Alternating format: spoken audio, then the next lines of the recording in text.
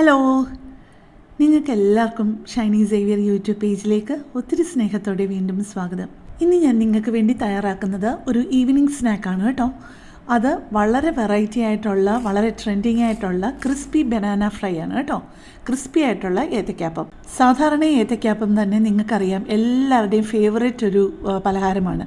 ഒരു evening snack അല്ലേ, എപ്പോൾ കിട്ടിയാലും കഴിക്കും അതെല്ലാവരും. ഇത് കുറേ കൂടെ ക്രിസ്പി ആണെന്നുള്ളത് കൊണ്ട് തന്നെ കുറേ കൂടെ ടേസ്റ്റാണ് കഴിക്കാൻ കേട്ടോ. പ്രത്യേകിച്ചും കുട്ടികൾക്കൊക്കെ ഇത് കുറേ കൂടെ ഇഷ്ടമാണ്. ഇപ്പം ഞാൻ ആദ്യം എടുത്തിരിക്കുന്നത് അളവ് കപ്പിന് ലെവലായിട്ട് 1 കപ്പ് മൈദയാണ് എടുത്തിരിക്കുന്നത്.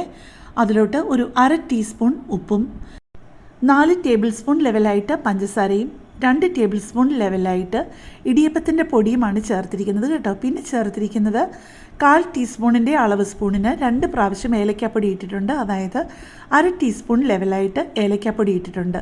പിന്നെ ഞാൻ ടേബിൾ സ്പൂണിൻ്റെ കണക്ക് പറഞ്ഞപ്പോൾ ഈ യെല്ലോ കളർ ആ സ്പൂണ് 2 ടേബിൾ സ്പൂണിൻ്റെ അളവ് സ്പൂണാണ് കേട്ടോ. പഞ്ചസാരയുടെ അളവ് നിങ്ങൾ ഓരോരുത്തരുടെയും ഇഷ്ടം പോലെ കൂട്ടുകയോ കുറയ്ക്കുകയോ ചെയ്യാം കേട്ടോ.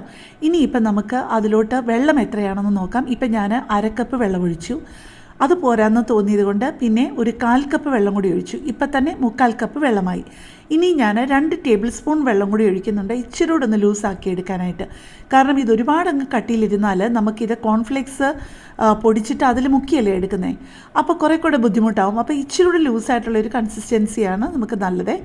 ഇപ്പം ഞാനൊരു കാര്യം പറഞ്ഞോട്ടെ, എൻ്റെ ഈ ചാനലും എൻ്റെ ഈ റെസിപ്പിയും ഒക്കെ ആദ്യമായിട്ട് കാണുന്ന ആരെങ്കിലുമൊക്കെ ഉണ്ടാവുമല്ലോ. അങ്ങനെയുള്ളവരോടാണ് ഞാൻ പറയുന്നത്, എൻ്റെ ചാനലിൽ ഒരുപാട് നല്ല നല്ല റെസിപ്പികളുണ്ട് കേട്ടോ, വളരെ വ്യത്യസ്തമായിട്ടുള്ള റെസിപ്പികൾ.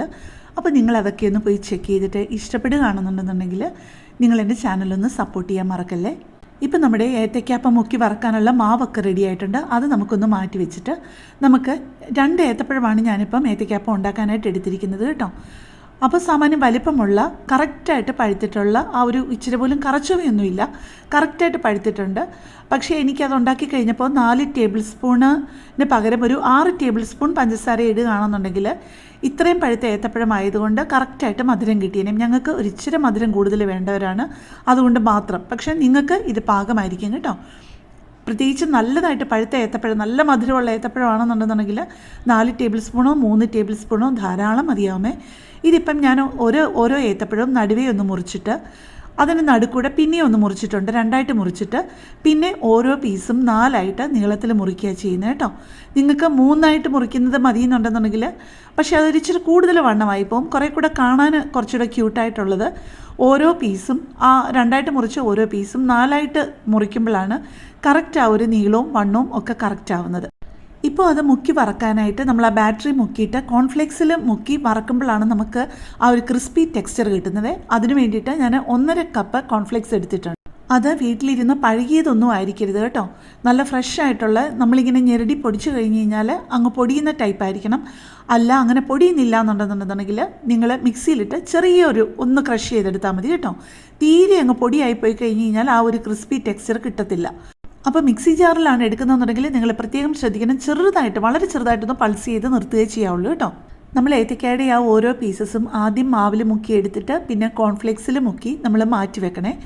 എല്ലാം കൂടി ആദ്യമേ അങ്ങ് ചെയ്ത് വെക്കണ്ട. നമുക്ക് ഒരു പ്രാവശ്യം ഒരു ചട്ടിയിൽ എത്ര എണ്ണം ഇടാൻ പറ്റും, ഒരു 7-8 പീസ് ഇടാൻ പറ്റുമായിരിക്കും. അത്രയും ആദ്യം ശരിയാക്കിയിട്ട് അത് വറുത്തെടുത്തിട്ട്, അല്ലെന്നുണ്ടെങ്കിൽ അത് വറക്കുന്ന സമയം കൊണ്ട് നമുക്ക് മറ്റേത് റെഡിയാക്കി എടുക്കാവുന്നതേ ഉള്ളൂ.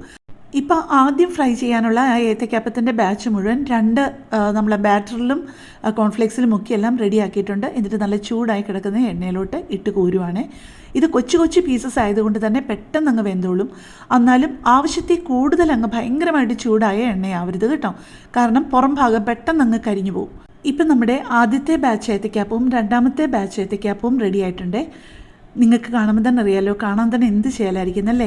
കഴിക്കാനും അതുപോലെ തന്നെയാണ് കേട്ടോ, നല്ല ഒന്നാന്തരം ക്രിസ്പി ഏത്തയ്ക്കാപ്പമാണ്.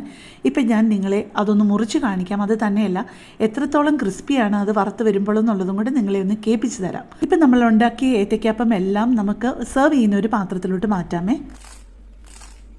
നിങ്ങൾക്ക് മനസ്സിലായല്ലോ ഈ ഏത്തയ്ക്കാപ്പം എത്രത്തോളം ക്രിസ്പിയാണെന്ന്. ഒരു പ്രാവശ്യമെങ്കിലും നിങ്ങൾ ഇതുപോലെ ഒന്ന് ട്രൈ ചെയ്യണേ. ഒരു പീസ് എടുത്തിട്ട് നിങ്ങളെ ഒന്ന് മുറിച്ചും കൂടെ കാണിക്കുക കേട്ടോ. അപ്പോൾ കൂടുതൽ നല്ലൊരു വീഡിയോയുമായിട്ട് നമുക്ക് നാളെ കാണാം. താങ്ക്